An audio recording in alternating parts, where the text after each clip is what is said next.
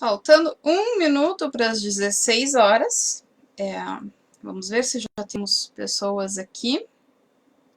Agora sim, não é mais um teste, já fizemos 2 testes, tudo funcionou perfeitamente. Então, vamos ver se agora nós começamos, então, oficialmente, esta live. Aliás, vamos ver, não, né? Estamos começando oficialmente esta live. Vou esperar chegar a gente, que por enquanto ainda não chegou ninguém. Já tem alguém online. Então, vamos dar início. É um prazer imenso estar aqui, ao vivo, neste momento tão peculiar, né, na vida de todo mundo. Estamos aqui numa iniciativa muito bacana de uma programação de quarentena, já que estamos impedidos de eventos presenciais, certo? Então, estamos começando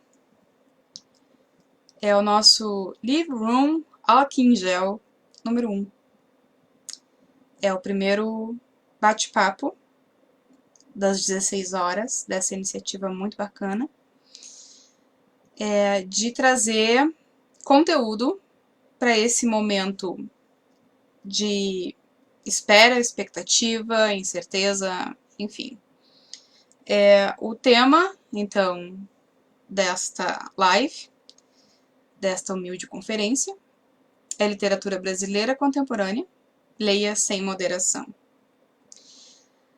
É um prazer ter todos aqui, todos que já estão presentes e aqueles que ainda vão chegar e que vão ver este vídeo posteriormente gravado na página. É uma experiência nova para todos nós, então ainda estamos nos ajustando a essa situação.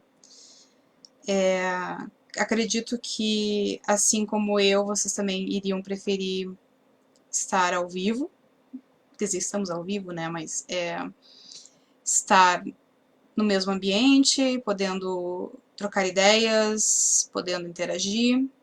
Infelizmente, as circunstâncias não permitem.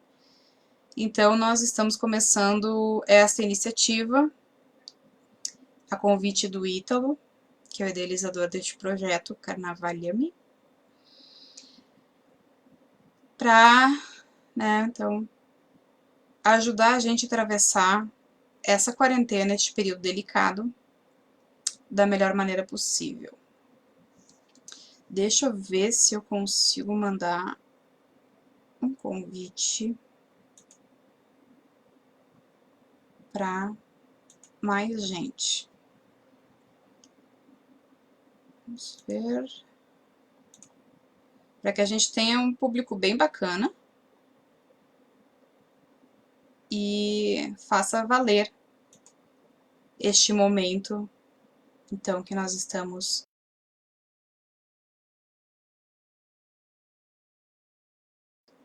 que é importante que tenha uma interação, até para contar como um bate-papo, né?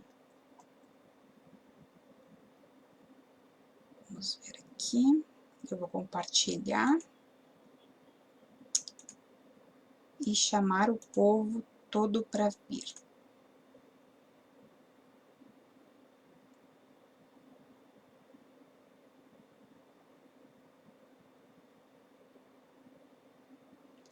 Tem mais alguém aí?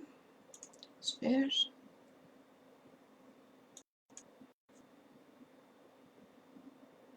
Começamos apenas 3 minutos, então é natural, né? Que ainda estejamos com um movimento tímido por aqui. Mas vamos lá. Bom, quem estiver já aqui presente nessa conferência de inauguração deste projeto, por favor, me dê um oi aí para eu saber que tem mais gente aí. Estamos recebendo mais gente. Deem um alô aqui, um oizinho. Para a gente começar uma interação mesmo, porque ficar falando sozinha não é o negócio. Estamos falando de literatura, que embora seja uma arte de isolamento, porque o escritor escreve sozinho e o leitor lê sozinho, nós também temos muitas iniciativas literárias que visam o agrupamento, né? Os saraus, as oficinas, enfim.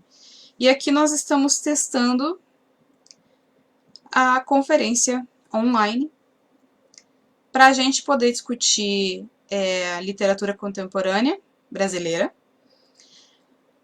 mesmo sem poder sair de casa. Então, isso é uma vantagem que a internet nos propiciou. Então, muito bem-vindo a todos que já estão presentes. Se puderem dar um oizinho aí, isso é legal. Me apresentando, então eu sou a escritora Maia Fawkes. Eu fui convidada pelo Ítalo para essa iniciativa. E eu tenho, além das minhas próprias obras publicadas, eu tenho 4 livros publicados e um para ser lançado agora, sabe-se lá quando, mas que, né, já está pronto. Show de bola, e mandando vários convites. Muito bom, muito bom, muito bom. Então, eu sou dona da página Bibliofilia Cotidiana, que é um blog, na verdade, né, a página do blog, que é de resenhas, então eu faço muita leitura. E por uma questão muito ao natural, aconteceu, não foi uma coisa planejada, por eu ser escritora e ter contrato com editoras e tá nesse meio literário, eu acabei tendo um bom relacionamento com essas editoras e tendo um bom relacionamento com esses autores, e isso fez com que, basicamente, o Bibliofilia Cotidiana se dedicasse quase que integralmente à literatura brasileira contemporânea. Então, não foi nenhuma coisa intencional minha de criar um canal de literatura brasileira contemporânea, mas aconteceu. E o Bibliofilia Cotidiana basicamente se dedica a isso. E nesse tempo que eu estou à frente deste projeto, eu já conheci nomes que em outros momentos talvez eu não fosse conhecer, porque as editoras não têm o mesmo poder de mídia das editoras grandes, que tendem a preferir autores estrangeiros. Não é uma regra, obviamente, mas a tendência que a gente percebe é muito essa, da preferência por os autores estrangeiros. Estamos vivendo um momento histórico, da pior maneira possível, mas enfim, histórico, onde estamos com uma iniciativa virtual de contato, de compartilhamento de ideias e de conhecimentos via internet, porque não podemos sair de casa, porque vivemos uma pandemia depois de um século de encerramento da última que nós tivemos. Este vídeo, esta live, não é de história, mas é bom entender a nossa história para saber onde nós estamos nela e para onde nós estamos indo. A última pandemia real que nós tivemos, que foi global, foi a gripe espanhola, que começou em 1918, terminou em 1920, então, quer dizer, nós estamos completando um século do fim dessa pandemia, e estamos vivendo a nossa nova pandemia, primeira dessas novas, entre aspas, gerações, né, porque a maioria das pessoas idosas que hoje estão aí como maior grupo de risco não viveu estas pandemias, essa última pandemia anterior. Então, eu acredito que, assim como a literatura tem essa questão de revolução, de resistência, né? Este é um momento onde a gente percebe justamente essa necessidade. Oi, Marcos, vou dar oi para todo mundo que entra, então se prepare. É o resistir, claro, aqui a gente tem um inimigo completamente invisível, um inimigo que a gente não tem como combater. Oi, bem. Obrigada. Nós não temos como combater só com a força da palavra, mas a força da palavra pode contribuir que a gente consiga superar esse momento e tirar algo de positivo dele, mesmo que seja bem difícil conseguir tirar algo positivo de uma pandemia. Mas enfim, as pandemias e as catástrofes em geral, né? Claro, uma pandemia ela envolve o planeta todo, então acaba sendo um pouco diferente de, por exemplo, uma catástrofe natural em algum lugar, que faz com que gere uma onda de solidariedade e também revele o pior do ser humano, que nós sabemos disso também. E a literatura, não vou tocar necessariamente no assunto da literatura de desastre, porque nós temos muitas obras que tratam de situações assim, de desastres, enfim, dessas situações que nós estamos vivendo. E também, claro, a cultura pop, hoje em dia nós temos séries e filmes de muito sucesso com a temática de zumbi. Foi uma piada, inclusive, bastante comum no começo da pandemia, antes de chegar efetivamente a nós, que nós poderíamos estar vivendo um apocalipse zumbi. Espero que não, sinceramente. Mas vivemos uma situação com certeza complicada, né? Bastante complicada em relação a tudo, porque a cultura é uma das primeiras coisas prejudicadas, e é por isso que esses movimentos de resistência online são tão importantes. Porque a gente mostra que, apesar do distanciamento, apesar da impossibilidade de a gente estar juntos, dos cancelamentos de eventos, das dificuldades que vão enfrentar as livrarias, das dificuldades que vão enfrentar as pequenas editoras, a gente ainda procura meios de manter essa chama da literatura bem viva e bem presente. Né? Então, eu vou aproveitar também este momento que vamos falar de literatura brasileira contemporânea para incentivar vocês que já estão assistindo, vocês que ainda vão assistir depois da gravação, que conheçam o trabalho das pequenas editoras, porque este trabalho que elas fazem, ele é fundamental não só para a cultura do país e para a economia também, porque afinal de contas geram empregos, né, uma cadeia produtiva de geração de renda e de geração de PIB, mas também, e talvez principalmente, porque são as editoras pequenas que efetivamente dão a oportunidade para os autores começarem suas carreiras e, quiçá, se manterem nelas, né? Tem pessoas que publicam a vida inteira por editoras pequenas, optam até por não ir para editoras grandes. E então, assim, as editoras pequenas hoje, elas são responsáveis por uma circulação de literatura muito grande.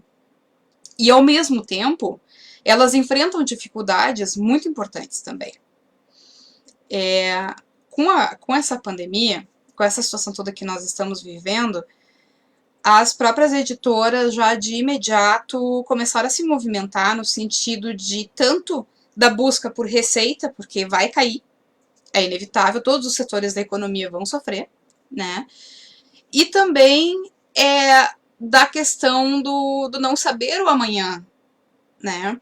E da solidariedade, que muitas editoras fizeram promoções, tiraram frete, disponibilizaram e-books gratuitos, para que as pessoas possam efetivamente enfrentar este período de uma crise em todos os sentidos, é uma crise econômica, uma crise biológica, uma crise humanística, tudo junto, de uma maneira menos dolorosa, porque a solidão é uma coisa muito dolorosa. E tem muita gente que, com esse isolamento obrigatório que a gente está tendo para tentar conter esse vírus, vai sentir o peso dessa solidão. E as artes, elas entram como um antídoto para essa solidão. Então, por isso é importante a valorização dessas pequenas editoras, dos autores nacionais, porque a vida do autor brasileiro não é nada fácil.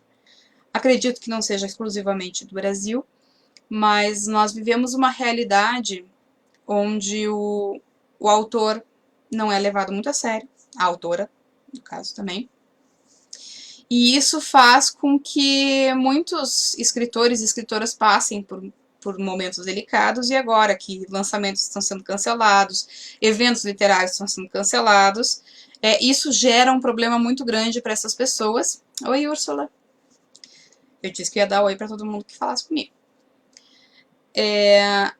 Isso gera uma reação em cadeia muito impactante, porque são pessoas que vão ficar excluídas da economia. A gente vai enfrentar dificuldades concretas aqui para frente. E por isso que fica o apelo, porque ao mesmo tempo em que as pessoas que estão aproveitando este momento de quarentena, que a gente não pode sair, etc., para usufruir da cultura brasileira, internacional que seja também, né? Tem muita gente consumindo a cultura estrangeira e que não é nenhum problema, deixando bem claro, não é um problema.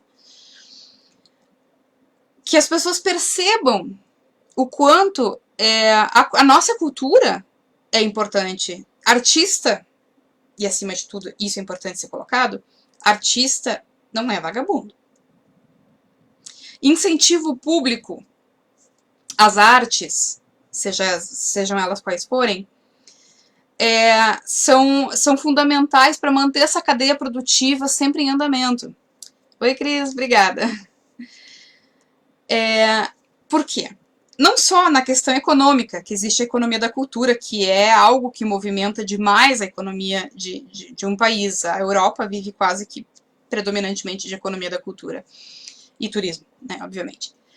Mas também porque a gente percebe nesses momentos de reclusão o quanto a arte é importante para nossa manutenção como seres humanos, para afastar a solidão, para de repente, até como forma de prevenir uma depressão, outros transtornos também. A arte, ela tem esse poder de união também das pessoas, né? Estamos aqui reunidos, inclusive, numa live,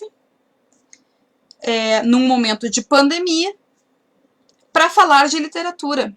E eu estou conversando dentro do meu quarto, no meu apartamento, quer dizer, no meu não, né? Enfim. Com pessoas, não só do Brasil, mas de fora, que estão fora do Brasil, sobre arte e sobre cultura. Então, é esse o poder que a arte tem, de reunião. E é isso que a gente precisa discutir cada vez mais. O quanto a nossa união como artistas, como público dos artistas, como produtores dos artistas, como editores, como, enfim, ela é fundamental, porque ninguém sobrevive sem arte. A arte, ela é um motor de uma sociedade. Tanto é que as civilizações que são extintas, que é o destino da maioria das civilizações, pelo menos, é inevitável, o que sobra dessas civilizações, o que é descoberto sobre essas civilizações posteriormente, é a cultura e a ciência, que são as áreas que hoje mais apanham, né? A cultura e a ciência. É o que vai ficar. Então, tudo que vai ser discutido aqui, que está sendo discutido aqui, é justamente a questão da literatura brasileira contemporânea, porque muita gente no público não conhece literatura brasileira contemporânea. Eu separei uma pilha de livros para comentar com vocês, que ela é tão grande que eu com certeza não vou conseguir comentar todos com vocês, não tem como. Eu não vou mostrar aqui para não desajustar a câmera, mas é uma pilha respeitável, assim, tipo, grande, né? Então, vamos começar a ir mais direto ao ponto sobre essa nossa cultura nacional. A gente consome muito autor estrangeiro, novamente, não é problema, mas nós temos tudo o que a literatura estrangeira nos oferece, a literatura nacional também nos oferece. O cérebro, a criatividade, ela independe de nacionalidade. Ela pode variar conforme a vida, a história de vida de cada sujeito, com certeza. As histórias, elas sofrem influências do meio social, com certeza. Aí vocês pensam o seguinte, o Brasil é um país de dimensão continental. É um país de 210 milhões de habitantes. É um país gigantesco, um dos maiores países do mundo. E se vocês pararem para reparar, Nós temos aqui no Brasil gírias e dialetos diferentes em cada região. É como se fossem vários países diferentes dentro de um só. Então, cada um tem a sua cultura diferente do outro. E isso faz com que a nossa literatura seja extremamente rica. Infelizmente, nós temos esse complexo de vira-lata de achar que tudo que vem de fora é melhor. Eu diria para vocês que eu não vou ousar falar que a literatura brasileira é a melhor do mundo, porque isso seria injusto. Eu não conheço toda a literatura do mundo. Mas não, ela não perde nada. Então, por exemplo, eu vou citar um exemplo que eu gosto muito de citar. Deixa eu achar ele aqui, porque a pilha tá grande mesmo. Vamos ver. Aqui, por exemplo. Este livro, Claro é o Mundo à Minha Volta, do Thiago Medeiros, que é um querido amigo meu. Lançamos livros juntos, inclusive, o ano passado. Este livro, eu sou gaúcha. Eu sou da Serra, gaúcha. E ele é pernambucano. E neste livro de contos, o Thiago, ele usa bastante da cultura local dele.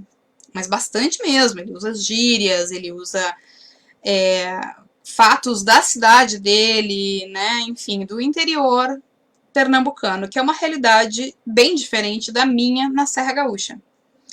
Então, isso me gerou, no começo da leitura, um pouco de dificuldade de compreensão da realidade que ele estava mostrando. E, ao mesmo tempo, uma descoberta muito rica. Porque nós somos brasileiros, nós dividimos uma mesa num lançamento em São Paulo. E, no entanto, a literatura que o Thiago faz, que é bastante regional, pelo menos este livro, não garanto que os próximos serão assim, ele mostra uma realidade de Brasil que eu, aqui do Sul, desconheço completamente. Completamente.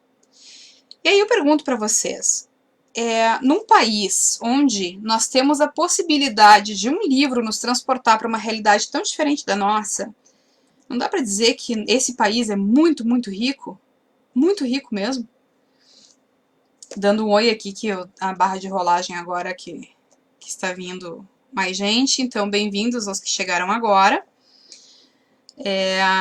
Vamos continuando, então, o tema da valorização da literatura nacional. Porque ela é muito rica.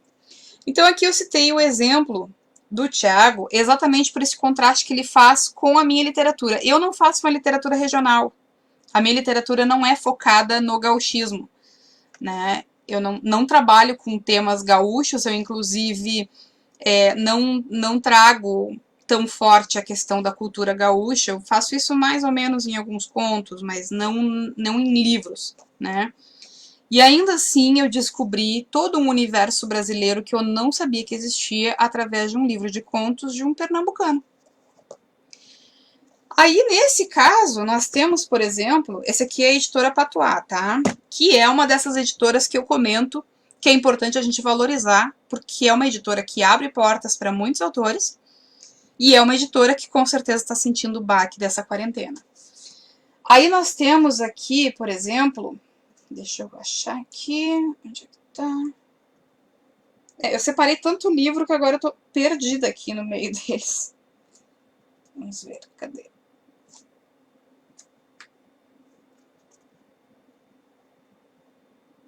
Eu tenho certeza que eu separei este livro. Aqui. Este livro aqui, da editora Caos e Letras, é uma editora que chegou no mercado o ano passado. E é uma editora que chegou com tudo. Chegou com o pé na porta. Lançando coisas fantásticas. Eu quis destacar este livro em especial. Eu trouxe ele aqui para comentar.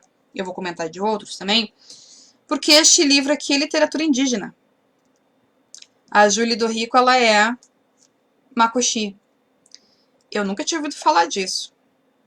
E através da literatura dela, eu comecei a conhecer um pouco mais. Eu ainda não li o livro todo, porque eu vou resenhar ele para o Bibliofilia.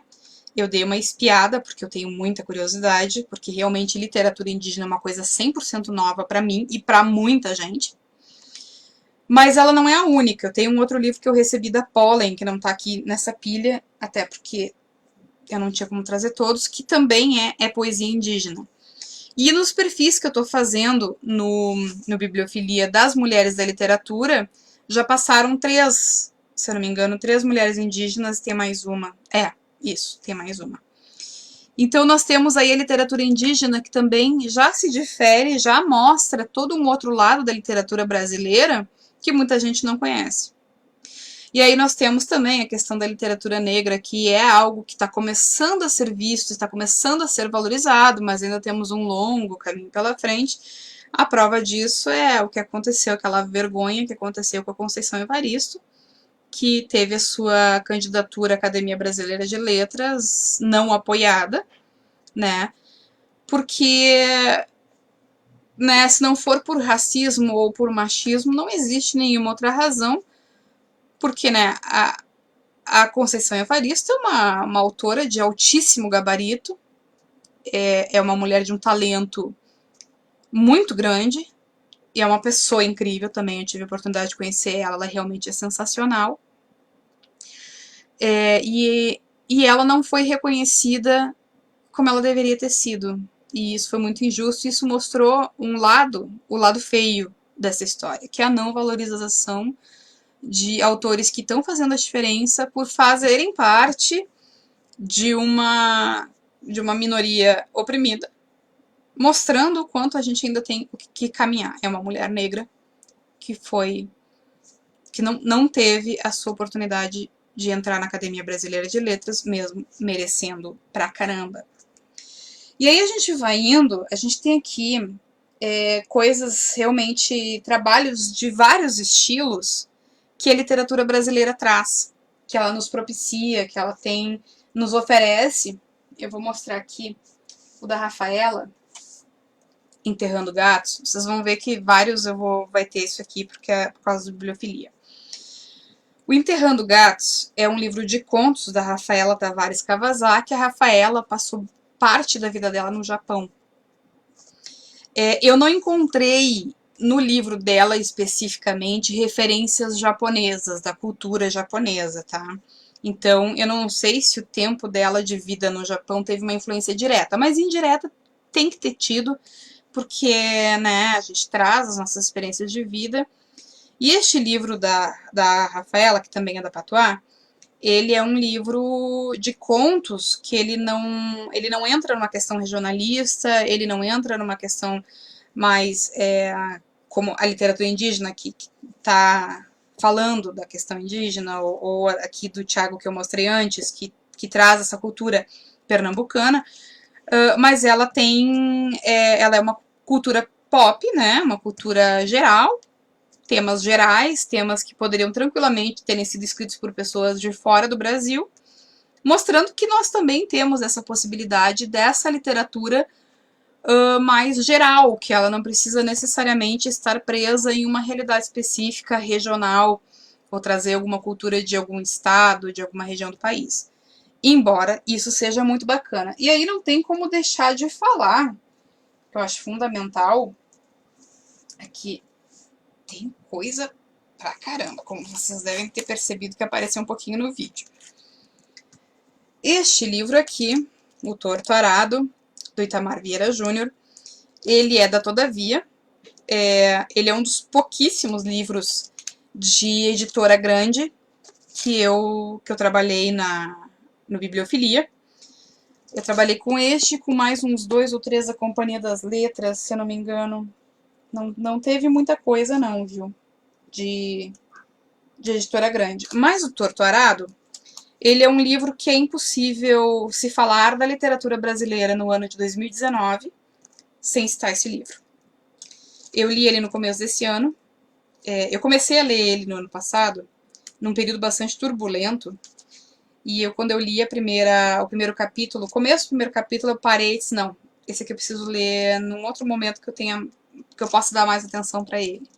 E ainda bem que eu fiz isso. Valeu muito a pena.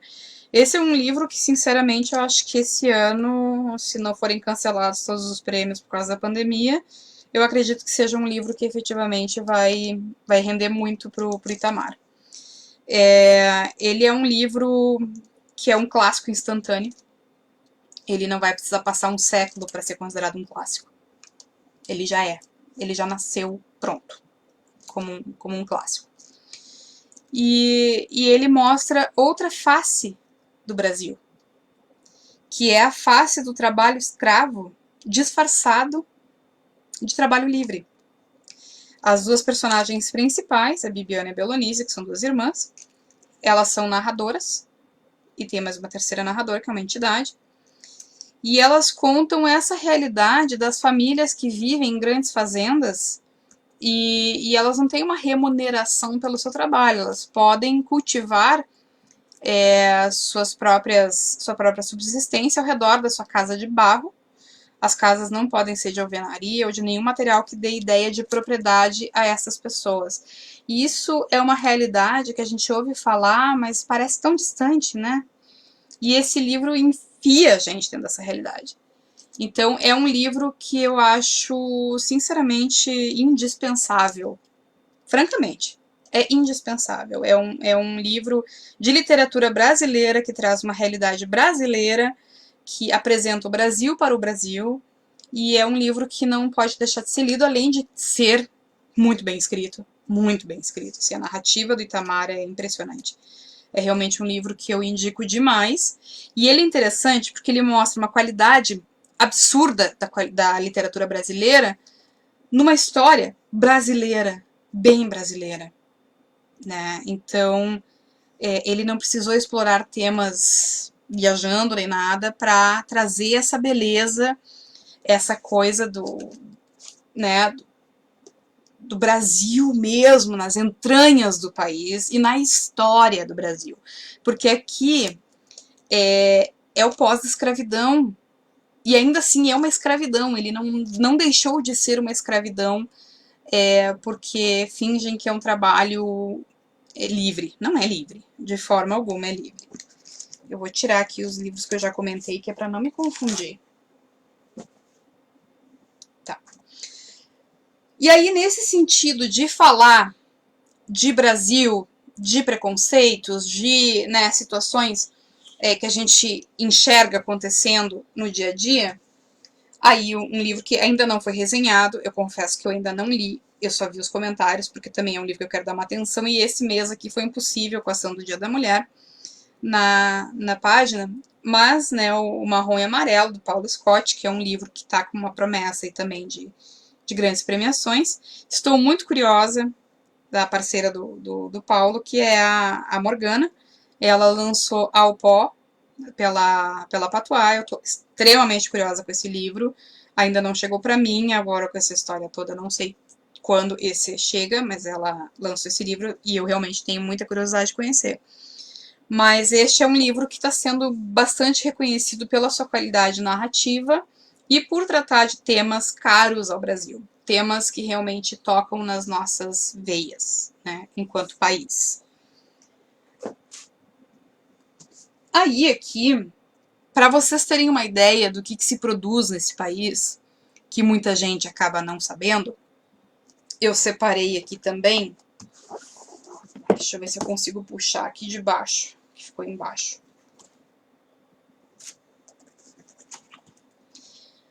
Se faz ficção científica no Brasil. Isso, não que tenha me surpreendido que se faz ficção científica no Brasil, não é isso. Eu sempre soube que se fazia ficção científica no Brasil. Mas a gente não se dá conta disso porque a gente não vê por aí. Chegou para mim ontem, então eu só espiei mesmo, muito rapidamente, eu não consegui ler ainda. Mas aqui o Portal de Capricórnio, da Úrsula Mackenzie, que é uma ficção científica brasileira escrita por uma mulher, e literatura fantástica, e eu estou realmente bem curiosa. É um gênero que eu desconheço bastante, porque a gente não está acostumado com esse tipo de coisa, né? Quem curte ficção científica geralmente apela para autores estrangeiros, e acho que uma prova disso é que no perfil que eu fiz da Úrsula ontem, no Bibliofilia, ela falava justamente da publicação dos textos dela também no exterior. E então, assim, percebe que daqui a pouco ela tem mais abertura lá fora do que aqui dentro com este gênero. E fora que a capa, gente, pelo amor de Deus, eu tô apaixonada por essa capa. Linda. E aí tem aqui o do Fábio Fernandes, que este eu resenhei. Este foi o primeiro livro de ficção científica que eu li na vida, foi por causa da bibliofilia. E ele é muito doido. Muito doido. E eu adorei. Eu achei ele sensacional. Então nós temos aqui um autor brasileiro de ficção científica com uma obra sensacional que não é tanta gente que conhece. Ele merecia ter mais reconhecimento do que ele tem.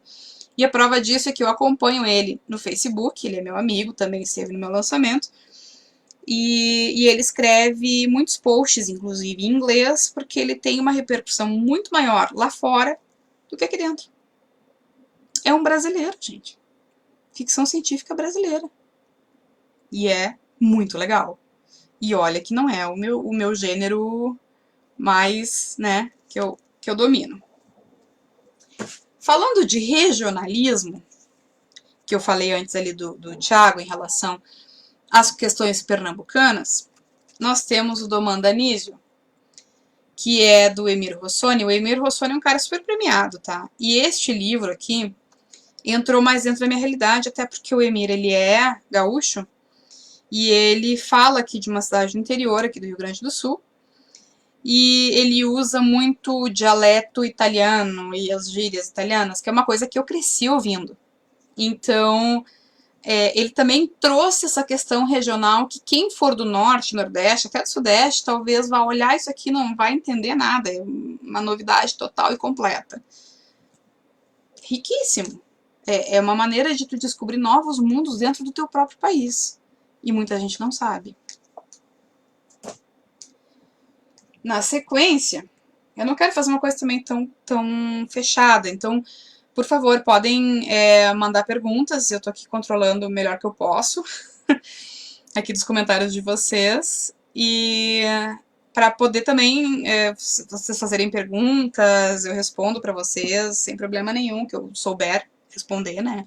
Às vezes tem coisas que eu não sei, eu sou estudante de letras, mas eu sou uma estudante de letras que recém começou o curso, eu sou formada em jornalismo e publicidade, e a minha ligação com literatura o grosso da minha ligação com literatura é da minha paixão por eu ser escritora, e também dos meus anos de leitura e das resenhas que eu tenho feito e descoberto a literatura brasileira contemporânea, que é sensacional. E ela não me pegou de surpresa, porque eu sempre soube que a literatura brasileira era muito boa, mas o que me pegou de surpresa foi a versatilidade dos nossos autores e foi a quantidade imensa de gente sensacional que tem nesse país que está escondida. E isso não é legal, porque, gente, nós não temos um Nobel de Literatura. E eu vou dizer sinceramente para vocês, a gente merecia, tá? Eu tô aqui só procurando um livro específico que eu separei. Deixa eu ver se eu acho. Ah, aqui. Aproveitando aqui que eu acabei de ver que o Maílson chegou, A Cidade, do Maílson Furtado. Ele foi o Jabuti em 2018, foi, né? Eu não sei se o Maílson pode responder. É uma poesia longa em que ele faz uma homenagem à cidade dele, Varjota. É Varjota, né? Não tô errando, pelo amor de Deus. Porque já faz um tempinho que eu resenhei, então a minha memória não é lá grande coisa. E é uma poesia longa, e o que eu achei mais sensacional aqui dessa história é que é uma cidadezinha bem pequena de interior, e tem ilustrações no meio, nossa, tem umas coisas tão bonitas. E ele faz um jogo visual com a poesia também, para dar essa ideia de movimento da cidade, e ao mesmo tempo, o livro ele é todo em tons de marrom, e ele me lembrou muito Terra. É uma cidade no interior do Nordeste. E me lembrou muito, muito Terra. Tem aqui a etiqueta eu perguntando se era 2018. Tá aqui, 2018. Tá? E é um livro que o Maílson produziu sozinho.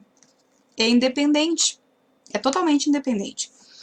Então, assim, além da valorização, claro, que eu comentei antes, das editoras de pequeno porte, a gente também não pode se esquecer dos autores independentes que estão na luta.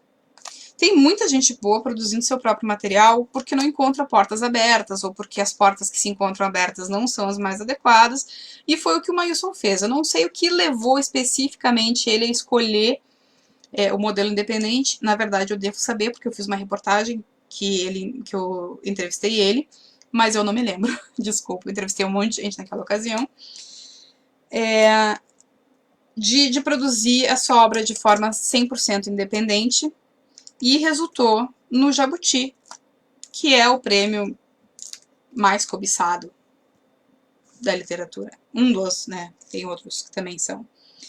E é um livro muito bacana, assim, para conhecer uma realidade que realmente foge muito da minha.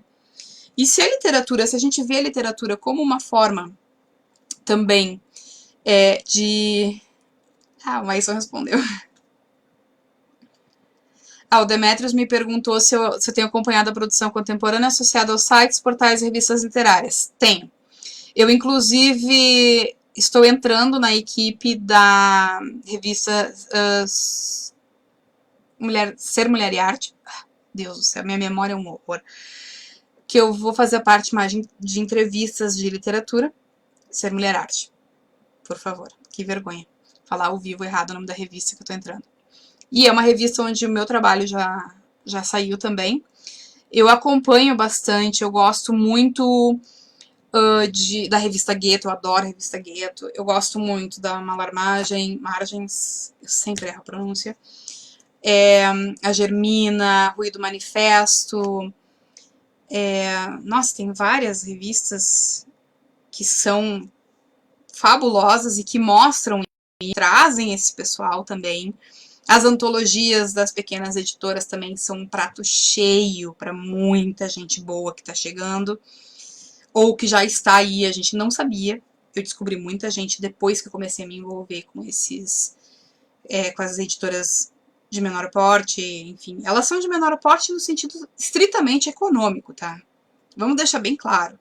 São editoras que não têm o poder de fogo de investimento em mídia e de investimento em distribuição para livrarias, mas são editoras de porte gigantesco em termos de qualidade literária, porque tem coisas extraordinárias nessas editoras. Eu não tenho exemplar aqui de todas as editoras com quem eu trabalho, eu acho que não tenho, mas alguém tá me chamando. Mas, gente, tem tanta coisa, é tanta coisa maravilhosa para se descobrir, tanta gente fantástica por aí, que essas editoras não podem ser... chega a ser um contrassenso dizer que essas editoras são pequenas, são de pequeno porte. Por exemplo, uma Patois tem centenas de títulos publicados. Vai ter livro que a gente não vai gostar? Vai, é inevitável. Eu já passei por livros que foram complicados para mim no Bibliofilia, mas foram uma minoria.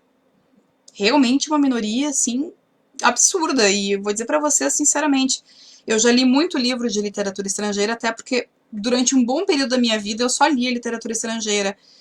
E o período que eu menos peguei livro ruim para ler foi justamente quando eu comecei a trabalhar com literatura brasileira contemporânea pro Bibliofilia. Então, nossa, gente, tem coisas extraordinárias aí. A bibliofilia está sendo uma porta de abertura muito grande para mim. Eu recomendo, não é porque é meu trabalho, tá, gente? Mas eu recomendo que vocês deem uma espiada no blog, nas resenhas que já foram feitas, porque realmente tem muito livro lá que não é visto, que ninguém conhece, ou pouca gente conhece, só as pessoas do meio conhecem, que são absolutamente extraordinários, são leituras de primeira grandeza. Por isso que eu digo que chamar essas editoras que investem nessa literatura de pequeno porte chega a ser um contrassenso, mas enfim, termos econômicos, né? Então, infelizmente, essa é a realidade do mercado. Inclusive, aqui eu quero trazer também um muito bacana. Olha eu aqui só transportando livros de um lado para o outro. Aqui, ó. Paraíso Paraguai, do Marcelo Labes. A Caia Ponte Edições, que é do Marcelo, ela também é uma editora nova, e ela basicamente publica a base de crowdfunding. E este livro, ele foi finalista... de qual prêmio? Ele foi segundo lugar na Biblioteca Nacional. Segundo lugar na Biblioteca Nacional. O Marcelo não está aqui para me confirmar, mas ele foi alguma coisa nesse estilo. Ele ganhou um reconhecimento aí, foi bacana. E ele é um livro que também, dessa questão do regionalismo, ele é muito interessante porque ele traz, fala da Guerra do Paraguai, trouxe informações pertinentes pra caramba, da questão dos alemães, dos italianos que foram proibidos de falar sua própria língua na época da Segunda Guerra, ali da ascensão do nazismo e do fascismo. Enfim, é um livro, ele é mais complexo de ler, sinceramente, mas ele é muito, muito bom mesmo, muito bem pesquisado, muito bem narrado, e é uma editora, a Caia Ponte tem 3 títulos, tá indo pro...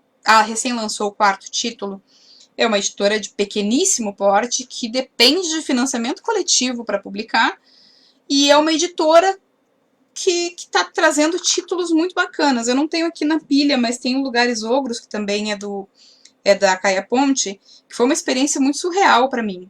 Assim, eu fui fazer análise, eu achei que eu nem ia conseguir escrever sobre o livro, e no fim foi a primeira resenha gigantesca que eu fiz, foi do Lugares Ogros, e eu tenho outro livro da Caia Ponte ali, é A Nuvem Colona, pra ler ainda, que também eu não consegui chegar ali, porque se vocês vissem a pilha de livros que eu tenho, eu tô com mais ou menos aproximadamente 105, 110 livros para resenha. E continuo recebendo, continuo com as portas abertas para receber livros para resenhar, e vou tentar dar um corridão, né, claro, mas é um prazer imenso receber esses livros de autores nacionais, de editoras nacionais, e conhecer mais gente que está produzindo um trabalho muito bacana. Até eu vi que a Atena entrou aqui. Atena, eu vi teu livro e fiquei muito curiosa, mas não deixou, né? Vamos ver aqui. Esse aqui, por exemplo, também. As Reflexões de Pietro Frendler foi um dos livros que mais me marcou do começo desse ano. Infelizmente, a resenha dele não deu muita repercussão porque o autor não é muito conhecido, que é o W.R. Del Caro. Inclusive, nem consegui marcar ele no Facebook quando eu fiz a resenha. Este livro é da Penalux. E o Tonho, o editor da Penalux, ele me pediu que eu desse uma atenção para esse livro também, exatamente porque o autor não é muito conhecido e tal, falta um pouco de mídia em cima dele. E o livro é muito bom. Imagina, Demetrius, qualquer outra pergunta que tiver aí, é só fazer que eu respondo. E é um livro, e ele fala agora a gente vive uma realidade que ele é até bem adequado, porque é a história de um enfermeiro que vai contando a sua rotina no hospital. E é muito bacana, traz coisas assim, reflexões super importantes. Eu marquei tanta coisa nesse livro que, nossa, é muito bem escrito também. É um livro que merecia ser conhecido. É um livro que realmente merecia ser mais conhecido. Vamos ver. Nós temos aqui no Brasil também pessoas com prêmios bem grandes, né? Por exemplo, a Nara Vidal. Eu estava prevendo resenhar o livro dela agora no mês da mulher, eu não consegui. Não consegui realizar as leituras de março por causa dos perfis, mas a Nara ganhou Oceanos, tá? Não é pouca coisa. É um prêmio para todos os países de língua portuguesa. E ela foi a única brasileira foram 3 vencedoras, das 3 ela foi a única brasileira, né? Então, eu não posso dizer eu recomendo porque eu li ainda, mas eu acompanho o trabalho da Nara e vou dizer para você sinceramente que eu tenho certeza que é um livro que depois que eu ler eu vou recomendar. Ai, que legal, a Atena vai mandar um livro aí pra gente ter a resenha do livro da Atena, então, no Bibliofilia também. Bacana, obrigada, Atena. Obrigadão mesmo. É importante ter, é importante, eu gosto disso, eu gosto de poder trazer todos os tipos de literatura também pro blog, abrir portas para autores e autoras de todo o país, de todos os gêneros e estilos de literatura, e é por isso que o Bibliofilia acabou ficando tão rico. Que é porque a literatura nacional é muito, muito rica, né? Que nem eu falei antes. Então, até eu vou mostrar para vocês aqui, por exemplo, também da Causa e Letras, Lauren, da Irka Barrios. Lauren é um livro predominantemente de terror. Inclusive, quando eu comecei a ler, eu encontrei algumas semelhanças bem interessantes com Carrie, a Estranha, do Stephen King. Ela tem uma pegada um pouco mais jovem, assim, ela não se propõe a ser uma leitura filosófica, né? Mas ela traz aqui um livro de terror, bem interessante, bem escrito. A Lauren é uma personagem tridimensional, ela é uma personagem que tem várias camadas, isso não é uma coisa fácil de se fazer, e que isso dá um brilho para a obra, né? E literatura de terror brasileira, nós temos aqui outros autores de terror, o César Brava, que publica pela Darkside, inclusive, que é outro que, né, já tem algum status aí. Obrigada, Ursula, que esse carinho sempre é um combustível. Aí nós vamos aqui, que inclusive aqui eu achei bonitinho, o jogo de cena da Andréa Nunes, porque eu consegui botar as flagzinhas das cores da capa. Este livro foi premiado o ano passado, é um romance policial. E eu vou dizer pra vocês, quem idolatrou Dan Brown, tipo eu, a Andrea não perde nada. Mesmo. Nós temos literatura policial de qualidade no Brasil. Jogo de Cena é um baita livro. Eu tenho muita vontade de ler os outros livros da Andrea, porque eu gosto de literatura policial. Faz muito tempo que eu não leio nada. O último livro que eu li foi o da Andrea mesmo. E ela tem essa questão que ela trabalha a literatura policial de qualidade brasileira, contemporânea. Né? Isso que é importante destacar. Porque justamente, eu sei que nós já estamos há quase uma hora, eu ainda tenho uma pilha de livros aqui, e eu vou tentar falar de todos, porque eu preciso atingir o meu objetivo aqui, que é mostrar para vocês o seguinte: a literatura brasileira contemporânea é um universo inteiro, dentro de um único país. Isso que é o mais mágico. Gente, é lindo de ver isso, é lindo. Quando começa a descobrir os autores, as editoras, gente, é lindo. É lindo, eu me emociono com isso. Parece meio bobo. Mas eu realmente me emociono com isso. Aqui nós temos também, que eu acho importante destacar, aqui tá com marcador porque foi o livro que eu tentei, que eu comecei a ler pro mês da mulher da bibliofilia, não deu tempo, mas eu estava adorando, eu realmente estava gostando bastante. A Marina dizendo que aumentou a lista de leitura. Não, realmente. Inclusive, a Marina é autora também, a Marina Monteiro. O livro dela, não botei na pilha, porque eu tava tentando pegar pelo menos um pouco de cada editora, mas o livro dela veio com uma dedicatória linda. E é um livro de contos, né, Marina? Contos, né? Tenho quase certeza que é. E a capa é muito legal. E a da Patois também é muito bacana. Eu não li ainda o dela também, porque não deu tempo. Mas eu dei uma espiadinha, porque eu sempre dou uma espiadinha em todos os livros, nem que seja só umas linhas. E também já vi que a Marina tem essa questão narrativa bem bacana também. Isso é show de bola. Aqui, então, este aqui da Patois também é Tudo Que Morde Pede Socorro, da Cynthia Kremler. Eu comecei a ler este livro, não li muito, não deu mesmo, gente. Foi uma loucura, está sendo uma loucura este mês de março, além da pandemia, que é uma coisa completamente inesperada, que mudou tudo para todo mundo, inclusive nos perfis do mês da mulher no Bibliofilia caiu bastante visitação, porque as pessoas se focaram na sua sobrevivência. Acabou que esse mês foi corrido demais, eu não consegui ainda continuar a leitura, mas eu estava gostando bastante. Porém, eu li da Cynthia o Todos os Abismos Convidam para um Mergulho, e é um livro porrada. É um livro que eu adorei, amei. A Mariana tá confirmando, são contos.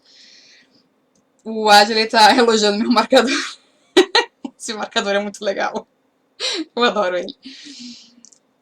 E a Cynthia, ela escreveu então esses Todos os Abismos Convidam para o Mergulho, que eu achei muito brilhante, que ela trata de depressão infantil. E é super importante, né? Este aqui, pelo que eu entendo, fala sobre escravidão.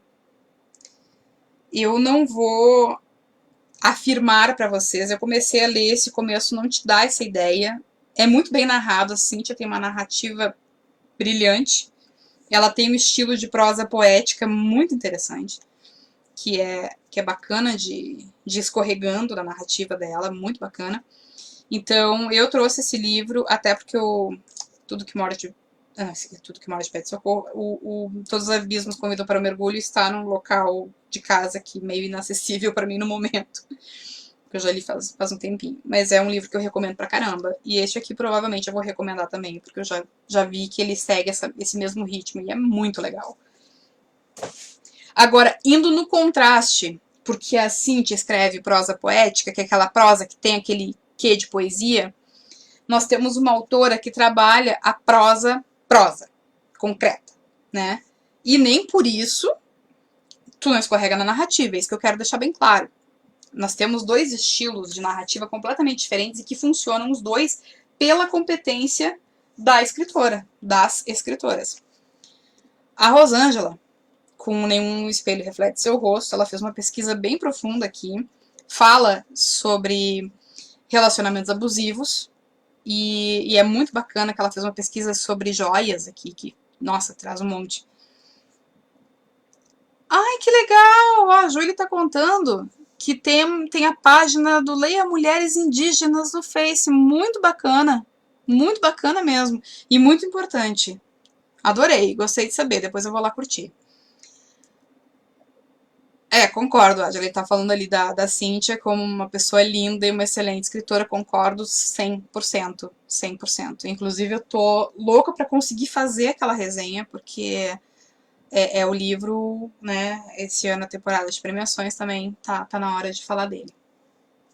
Então, da Rosângela, a Rosângela ela tem uma narrativa, porque a Rosângela ela é prosista, ela não escreve poesia, e tu percebe isso na narrativa que ela faz, né, de ser uma prosa sem a poética.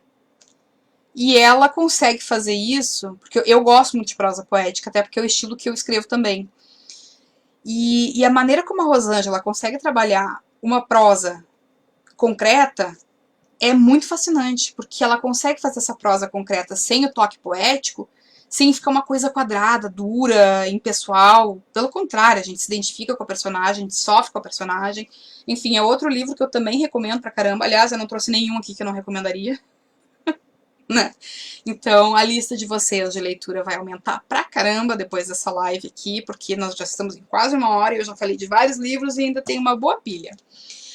A Júlia, então, tá agradecendo. Imagina, Júlia, a causa é nossa. A literatura indígena tem que ser vista para ontem.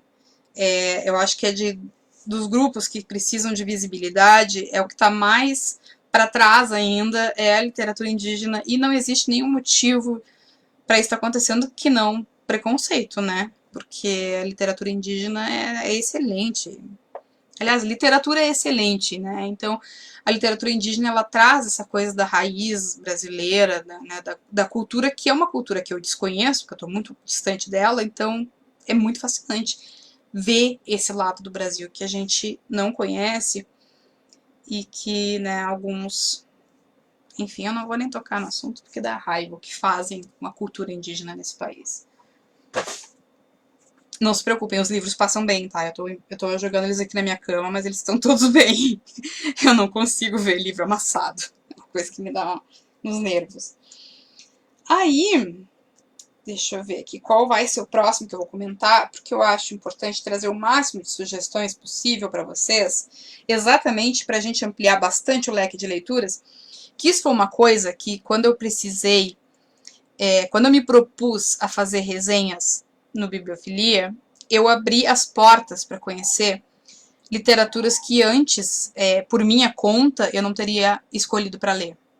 E ainda bem que isso aconteceu, porque me obrigou a ler coisas que eu não teria escolhido em outra situação, e eu fui descobrindo cada vez mais coisas extraordinárias, e cada vez mais eu fico satisfeita com esse tanto de leitura que eu tenho feito.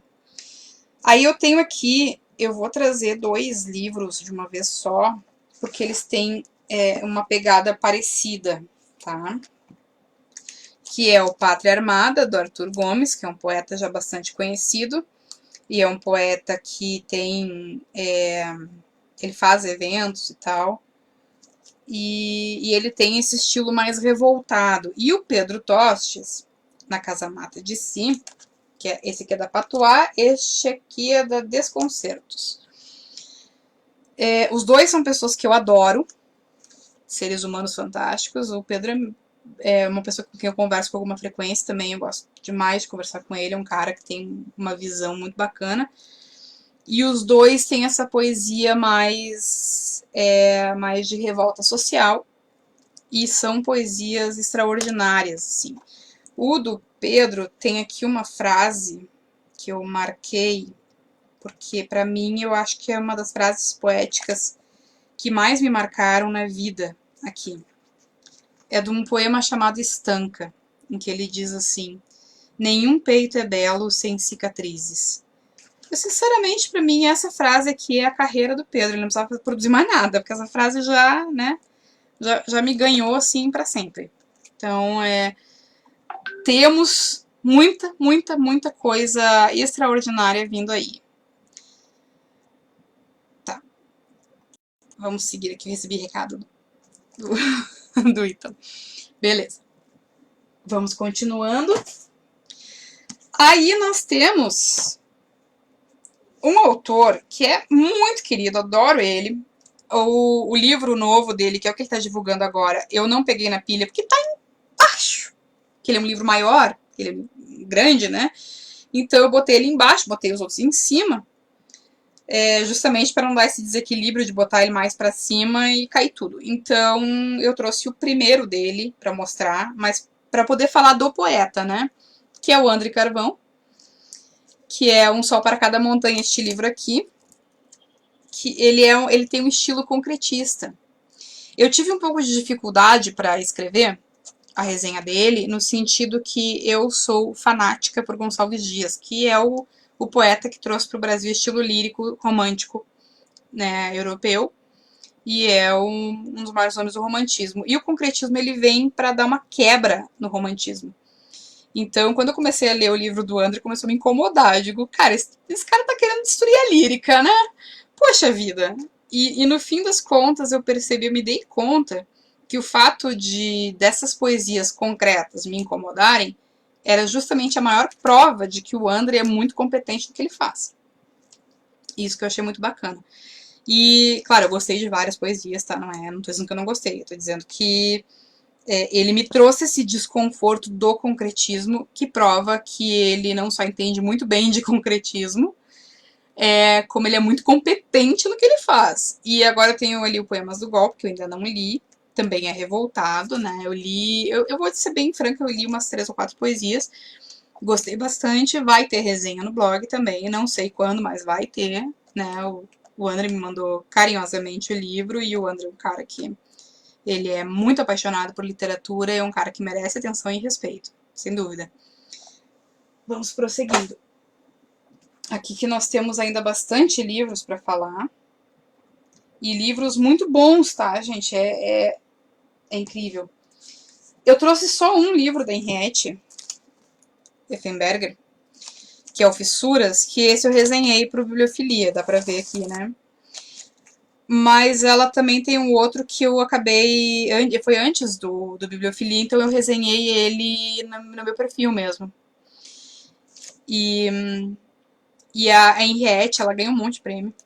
Ela é uma contista maravilhosa, ela escreve literatura infanto-juvenil maravilhosamente bem. E olha que não é um estilo que eu curto muito, mas eu já li coisa dela e muito show. E é uma autora também que ela publica dessa forma, com editoras de menor porte. Essa aqui é Penalux. E novamente, reforçando, acho importante, vocês me desculpem a repetição, mas acho importante destacar que as editoras de menor porte... o atleta falando que também conheceu o André. Eu também tive a oportunidade de conhecer ele ao vivo, ele é maravilhoso. As editoras de menor porte é uma questão estritamente econômica, porque são editoras de riqueza literária indiscutível. Tá? Isso que é importante vocês terem em mente. Por isso que eu incentivo muito, não deixem as editoras pequenas quebrarem com esse caos que nós estamos vivendo. Por favor, quem puder, consumir dessas editoras, ou faça, porque alternativa tem, escolha tem livro pra caramba, livro bom, e vale a pena conhecer o trabalho deles e não deixar que esse trabalho seja interrompido por uma pandemia. O barulho parece que eu tô fazendo um estrago nos livros, né? Mas não tô, não se preocupem. Aí aqui, até pra gente não se alongar mais muito, porque, né, eu já estou há mais de uma hora, eu vou aproveitar aqui a presença do Adler, porque está aqui na minha pilha, As 9 Páginas de Alberto Silva, pela Coralina, que é uma editora aqui do Rio Grande do Sul, também uma editora relativamente nova. E este livro do Adler, ele se passa na ditadura, é um militar que é preso pela ditadura, que isso aconteceu, né? Ele tem um personagem que eu comento bastante, eu tenho vontade, quando der um tempinho, eu queria desenhar esse personagem, porque é um personagem fantástico. Ele tem, assim, é um personagem muito tridimensional, e o interessante é porque esse personagem é uma mistura de pessoas. Ele me comentou um dia desses que esse personagem é uma mistura de pessoas. Eu não consigo me lembrar o nome do personagem, olha que horror. Vou falar dele e não consigo me lembrar. É Orlando Ventura ou Ventura Orlando, né? Acho que é isso.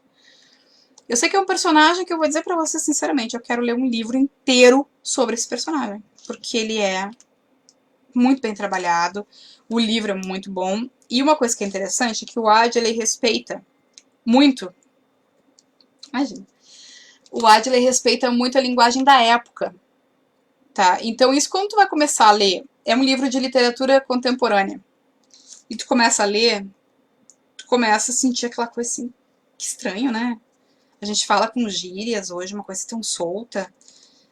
Mas o livro se passa na ditadura, né, gente? Ele não se passa agora. Então, eu achei interessante porque ele opta que o próprio narrador tenha a mesma linguagem. Ventura Orlando. Ah, isso aí, sumiço. Perfeito. Ele me respondeu aqui. Ventura Orlando. Ele é muito bom, gente. É muito bom.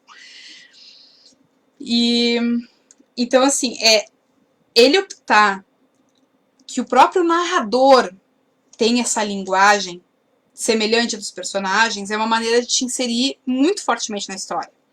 Então, esse estranhamento que ele causa no começo, por ser uma linguagem que a gente não usa mais, ele passa no sentido em que ele te inclui dentro dessa vivência dos personagens. Então, isso é muito bacana e funciona também para colocar a gente dentro da história.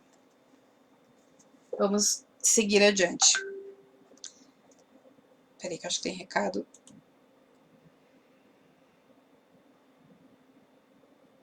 Ó, temos aqui... Tá, eu vou dar os recados da página no final, tá, gente? Então, só tava vendo ali que tem recado para dar no final da live, que nós já estamos nos aproximando, porque, né, mais de uma hora. Eu quero citar aqui, eu vou ter que fazer um corridão, até peço desculpa aos autores que vão ser citados num corridão, porque eles mereciam mais que isso, mas enfim, nós já estamos muito tempo já, embora não tenha sido estipulado um tempo, mas uma hora é tempo pra caramba. Eu vou citar aqui também da Reformatório, A Última Cabra, do Lucas Verzola. É um livro de contos que eu comecei a ler. Cara, isso é muito doido.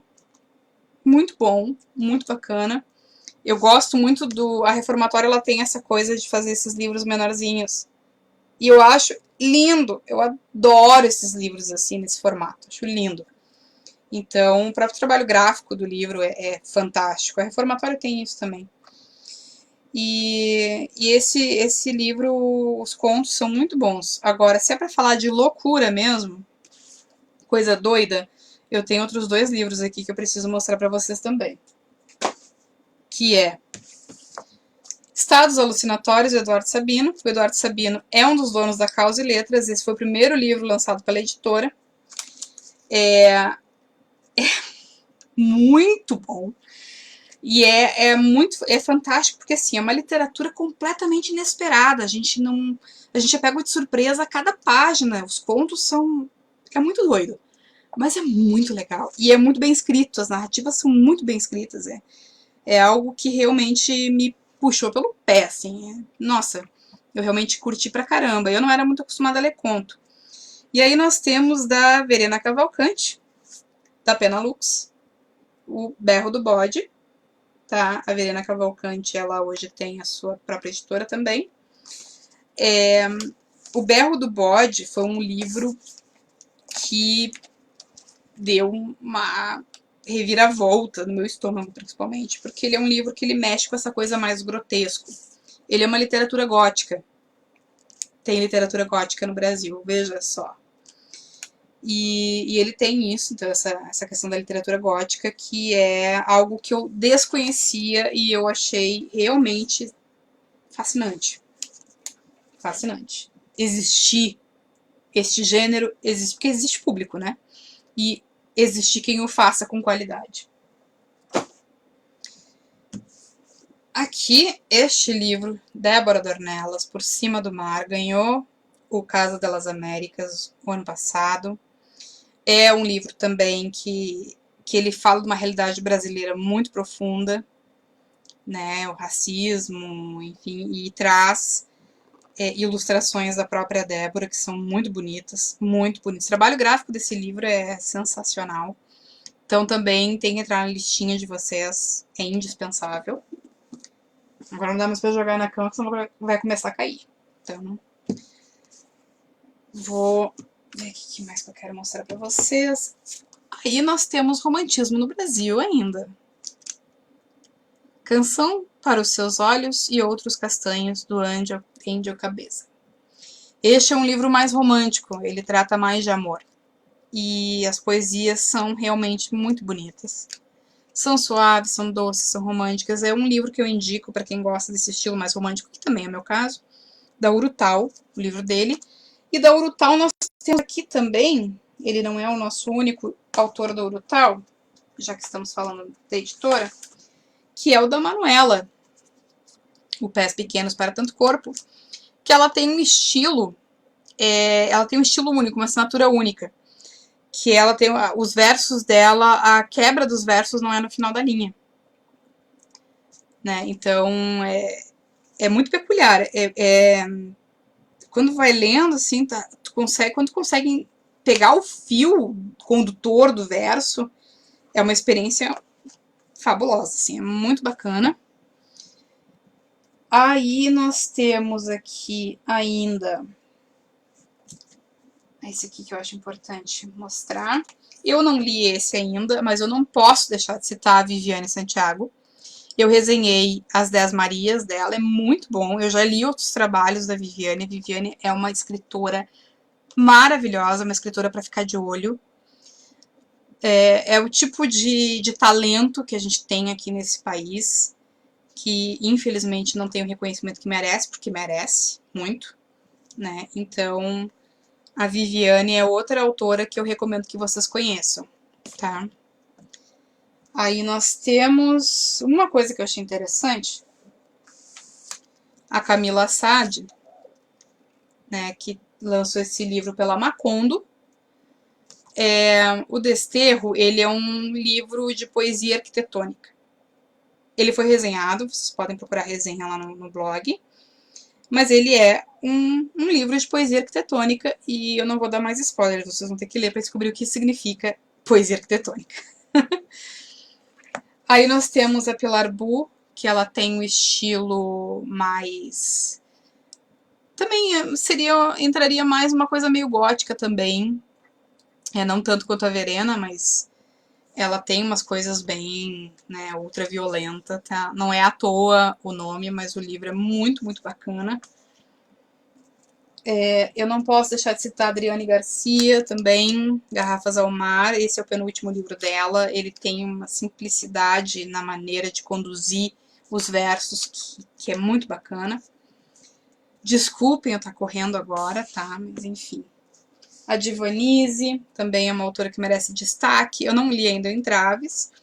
Eu peguei que estava mais acessível ali para mim, mas estou curiosa porque eu acompanho o trabalho da Divanise e eu sei que ela tem muita qualidade. Aqui a Sabrina Dalbello. Também, vamos ver se tem recado do dono da página. Tá. Beleza. Tem recados. Então, a Sabrina Belo, ela lançou esse aqui também pela Penalux, lente de aumento para coisas grandes, onde ela faz uma inversão. Em vez de tu valorizar as pequenas coisas, é valorizar as grandes mesmo. Né? Isso que é bem interessante. E a Sabrina está junto comigo, com a Pilar também, na coletânea do Sangue. A Mariana Basílio é uma poeta obrigatória. Vocês têm que conhecer o trabalho dela. Ela tem um conhecimento de literatura que é absurdo. E este livro, ele é até difícil explicar, porque ele tem alguma coisa, como se fosse um elemento por trás dele que te puxa e te coloca dentro dele. É uma experiência. Esse livro é uma experiência. Ele é além da literatura. Ele é realmente uma experiência. A Mayra Garcia, com Depois da Lua de Ontem, é o primeiro livro dela. E ele é muito simples, tá? Ela trabalha com poesia simples, que é bacana também, até para quem não é muito acostumado a ler livros de poesia. Ele tem uma... Ele se torna ainda mais interessante por isso, assim. Ele te traz uma coisa bem... fácil de entender, fácil de compreender, não tem firula, né? Esse aqui é pela Patois também.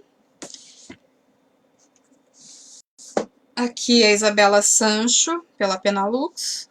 A Depressão tem 7 andares no elevador. Eu achei esse formato fabuloso. O Adil dizendo que o último que ele comenta, porque ele tá marcando as autoras que eu tô citando. Fique à vontade, Adil. Estamos entre amigos aqui. Este livro trata de depressão e um pouco mais. Eu resenhei ele antes do Bibliofilia, então ele não está no Bibliofilia, mas ele é muito bacana. A Penalux tem esse investimento muito forte também nessas poesias mais fortes.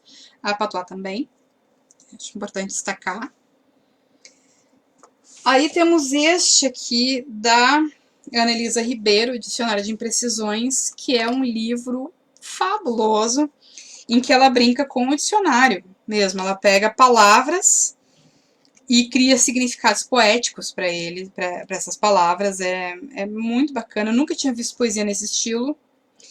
A própria capa também, que é em alto relevo e tal. Então, assim, gente, é um estilo poético diferente de tudo que eu já tinha visto. E nessa pegada também de ser diferente, nós temos o Ian Viana, que foi um livro que eu me encantei pela capa, com o nome, com esse jogo aqui. E foi um livro que realmente bateu forte. Ele tem um estilo mais parecido com o do Pedro Tostes, mas ele é único. Assim, ele faz um textinho de introdução das partes, porque ele faz as partes conforme as cores da cobra coral, que é muito bacana, são textos muito bem escritos, e daí eu vejo que ele tem um potencial para prosa muito grande também. Estou esperando uma prosa aqui do Ian Viana. Aqui da Paula Altran, este aqui, ele é dramaturgia, da Patois também. Ele é muito bacana porque tem um entrelaçamento dos personagens, que é muito bem trabalhado, e é dramaturgia, gente, isso aqui é texto para teatro. E é muito bacana. O Adley marcou a Ana Elisa. Estamos quase no fim, tá, gente? Calma. Aqui pela editora Nós, então, do Leonardo Tonos. Eu tô muito curiosa para ler o novo dele. Este aqui, a capa é virada, tá?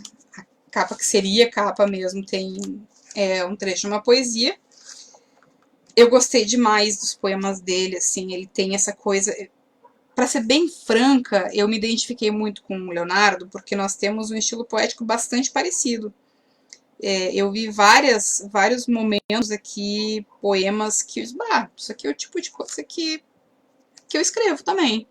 Então eu me senti muito identificada com essa obra, muito, muito identificada, muito bacana. Nós temos também, uma pessoa que eu não posso deixar de citar, a Micheline. O Nossa Teresa foi um livro premiado, Prêmio São Paulo. Ele já tinha recebido um prêmio antes, do Prêmio Petrobras, da Santa Suicida. Então, ele é muito, muito interessante, porque tem uma pesquisa aqui também. A linguagem da Micheline é muito bacana, a narrativa dela, que eu acho importante conhecer. Eu vou citar aqui a Adriene, com Mauricéia, que ele foi finalista do Jabuti. Eu não li ainda, ele foi também, chegou mais recentemente, mas a Adriene, ela trabalha também com romance histórico, né, que me parece ser, eu tinha visto isso aqui antes, acho que é romance histórico mesmo. E ela, então, foi finalista do Jabuti, isso já significa alguma coisa, né? Porque não é bem assim, é muito concorrido.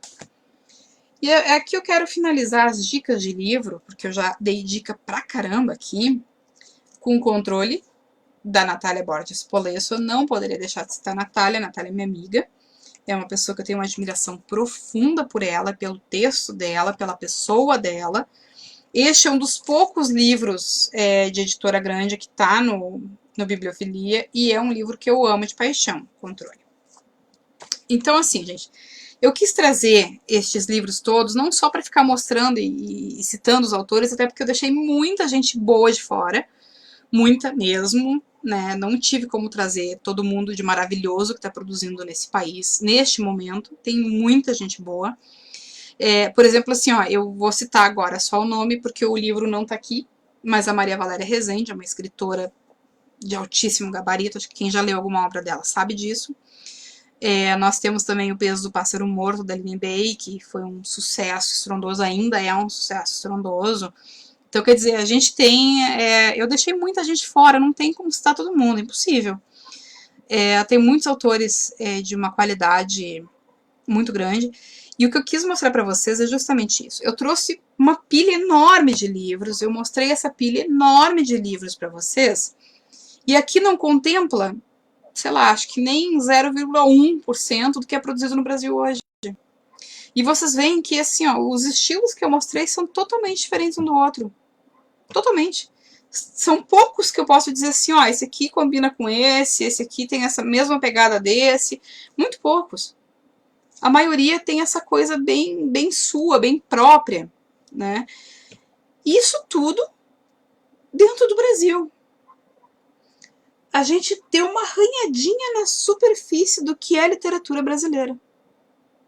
Porque é impossível falar de literatura contemporânea brasileira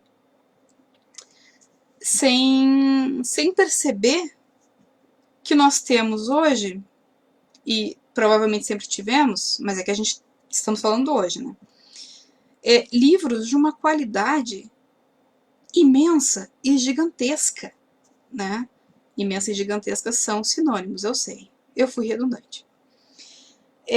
Nós temos autores aqui que eu trouxe para mostrar para vocês, que são autores de excelente qualidade, que eu mostrei um livro, mas eles têm mais que merecem ser lidos.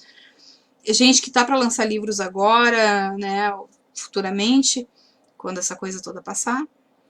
E eu quero que vocês deem conta que o meu objetivo aqui, de mostrar que a nossa literatura é muito grande, muito rica, foi atingido. Porque eu mostrei muito pouco. Muito, muito pouco. Eu mesma, sozinha, tenho 4 ou 5 vezes mais do que eu mostrei para vocês em livros de literatura brasileira e livros que eu gostei muito. Então, quer dizer, eu mostrei para vocês uma amostra do que eu tenho. Vocês imaginam do que é produzido por aí. E vou repetir, que eu acho importante destacar, que nós estamos vivendo um momento muito delicado e que muita gente vai ter problemas muito sérios em relação à economia. Não deixem as editoras pequenas morrerem. Não podemos deixar, porque as editoras pequenas, as de pequeno porte econômico, são as editoras que efetivamente estão fazendo a literatura se mexer, acontecer aqui nesse país. Eu realmente faço esse apelo para vocês. Conheçam os autores nacionais contemporâneos, conheçam as editoras, essas de pequeno porte econômico, que vocês vão encontrar muita coisa maravilhosa. Aqui eu citei várias editoras, tem várias que eu não citei, que são tão boas quanto, né, e merecem ser prestigiadas. Ali na página, na home do Bibliofilia, tem as editoras parceiras. Ali tem uma pequena amostra de editoras, porque eu tenho a Parágrafo me mandou livros, eu não consegui cadastrar ainda e colocar logo deles lá, que virou parceira. Tem outras editoras que nós estamos fechando parceria que também ainda não estão lá. E são todas editoras que trabalham com literatura brasileira contemporânea e são todas editoras que editam livros maravilhosos e que não são livros que estão nas livrarias ou nas grandes redes, enfim. São livros que acabam passando, muitas vezes, em branco. Por falta de marketing. Literatura tem. Ou se tem. Literatura de altíssima qualidade. Eu também quero que vocês se deem conta que nós estamos fazendo história aqui, porque eu estou apresentando a 1h25 uma conferência, uma palestra sobre literatura brasileira contemporânea do meu quarto para pessoas de todo o Brasil e de fora dele. No momento nós estamos com menos público, mas também 1h25, né? E o vírus tentou nos afastar e nós demos um jeito de nos juntar mais ainda. E isso que é o bacana, e a literatura tem este poder, a arte tem este poder. Eu vou dar os recados aqui, então, da página, que é para a gente poder fazer esse encerramento mais formal. Então, aqui, hoje de noite, às 21h, nós vamos ter uma live da Natasha Félix e do Pedro Bomba, que eles participam da Live Room Álcool Gel, que nome sensacional. E eles vão então apresentar essa live às 21h, todo dia às 21h tem programação na página, e agora vai começar a ter às 16h também, como foi o nosso caso aqui. A partir de amanhã, o financiamento coletivo recorrente do Carnaval, eu vou errar o nome, Ítalo, desculpa, Carnavalhame ou Carnavalhame, estará no ar para quem quiser manter o projeto vivo, e eu aconselho que isso aconteça. E todos que participarem do Live Room Álcool Gel receberão uma parte do arrecadado na quarentena. O link estará disponível na aba sobre da fanpage e na bio do Instagram. Essa iniciativa, ela visa justamente auxiliar as pessoas que estão aqui, que realmente, né, estão se ferrando durante esse período de quarentena, para que a gente mantenha a cultura viva. É uma iniciativa brilhante, é algo que realmente tem que ser valorizado. Eu convido também todos que estão assistindo para curtirem a página do Carnavalhame. Meu Deus, eu vou errar sempre esse nome. Tanto no Facebook quanto no Instagram, eu já curti. E a última coletânea homenageia o Marcelo Yuca, que é muito bacana. Eu participei da coletânea, tem uns 2 anos, eu acredito, que eu participei, e foi uma experiência muito legal. Eu escrevi um conto sobre Pierrot, e foi uma experiência bacana. O Ítalo, que é o idealizador desse projeto, é um cara visionário, tá? Ele tem uma visão super pra frente, assim, super, nossa. Então, este projeto, ele precisa ser valorizado, quem puder colaborar aí com o financiamento coletivo. E fica aí o convite, então, às 21h vai continuar tendo atrações aqui na página. E vai continuar tendo, ali ele promete botar a programação aí até esse vírus cretino aí desaparecer das nossas vidas e a gente poder voltar ao ritmo normal. O mais bacana de tudo é que a gente vai voltar ao ritmo normal, mas mais unidos do que nunca. E assim eu espero. Obrigada a todos os presentes por fazer história comigo aqui, que este foi nossa primeira transmissão de um bate-papo de 1h30. Espero que tenha atendido as expectativas de vocês também. Eu me considero com objetivos atingidos, de conseguir mostrar na prática o quanto nós temos uma literatura muito rica e que ela merece, deve ser descoberta. Eu peço a vocês, também convido vocês a curtirem a Bibliofilia Cotidiana. Desculpa, eu não combinei contigo isso antes. E também tem a minha página, escritora Maia Falks, também estão todos convidados, onde eu mostro meu trabalho, que por acaso eu não mostrei nenhum dos meus livros aqui, Eu tenho 4 livros publicados. Eu não mostrei os livros aqui porque eu considerei importante a gente falar do geral mesmo. A Julie dizendo que é muito bom me assistir. Muito obrigada, Julie, muito obrigada pela presença e por trazer também a questão da literatura indígena, que é fantástica. Aqui, na quarta-feira, às 16 horas, vai ter uma oficina com a Juliana Frank.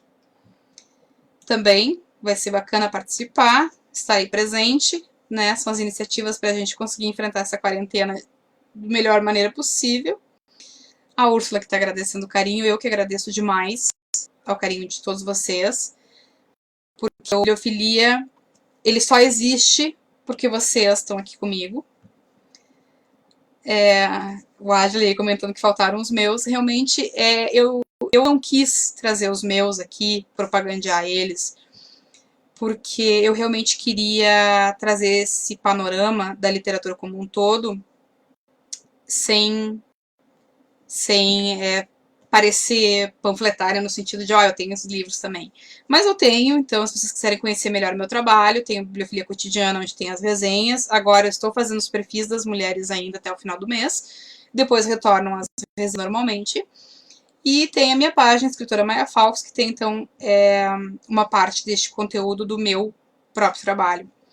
Demetrios, me parabenizando pela live, pelo bate-papo. Muito obrigada, Demetrios. Muito obrigada por ter estado presente, por ter feito perguntas também, isso é bacana. Se alguém quiser fazer mais alguma pergunta, este é o momento, antes do encerramento. Eu gosto de perguntas, já deixo bem claro, então podem ficar à vontade para fazer suas perguntas antes de a gente encerrar. E aqui o Demetrios está dando os parabéns ao Ítalo. Também dou meus parabéns ao Ítalo, porque é uma iniciativa muito bacana. Eu me sinto extremamente honrada de estar aqui neste espaço, de conduzir este bate-papo, de poder falar sobre a minha maior paixão da minha vida, que é a literatura, para vocês. Ter a oportunidade de conversar com pessoas que estão longe de mim, e isso é muito bacana. O Demetrios está me dizendo aqui, espero que essa iniciativa se torne um exemplo para outras pessoas, coletivos, portais, etc. Concordo plenamente, e é isso que me torna ainda mais feliz de ter aberto essa iniciativa aqui. É uma novidade para mim e para muita gente, que tem tudo para ser muito bem sucedida, para que a gente possa ter esse contato maior e encurtar as distâncias, inclusive, porque eu estou aqui no interior do Rio Grande do Sul, né, a gente encurta as distâncias. O Adley então, também está parabenizando o Ítalo pelo belíssimo trabalho, também concordo plenamente. Parabéns, Ítalo, muito obrigada pelo convite. É um convite que eu me senti não só muito honrada, mas aceitei prontamente. E se surgirem novas oportunidades, estaremos dialogando novamente no futuro. De novo, Gerúndio, estaremos dialogando. Enfim, acho que ninguém está fazendo mais perguntas, então 1h32, acho que é um bom momento de encerrar. Espero que vocês tenham anotado as dicas. Novamente friso que isso é só uma amostrinha. Recomendo que vocês procurem essas editoras, procurem as suas lojinhas e vejam tudo que elas têm a oferecer. E vai ser, que é uma literatura de altíssima qualidade, altíssima versatilidade.